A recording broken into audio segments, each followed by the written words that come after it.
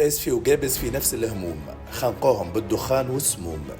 هذه كانت شعارات رفعت في استاد المسيرة في استاد اسفي، في طرح البقلاوة في كاس الكاف، في ميساج واضح بحكم انه جابس واسفي فيهم مجمع كيميائي وسكانهم في معاناة دائمة.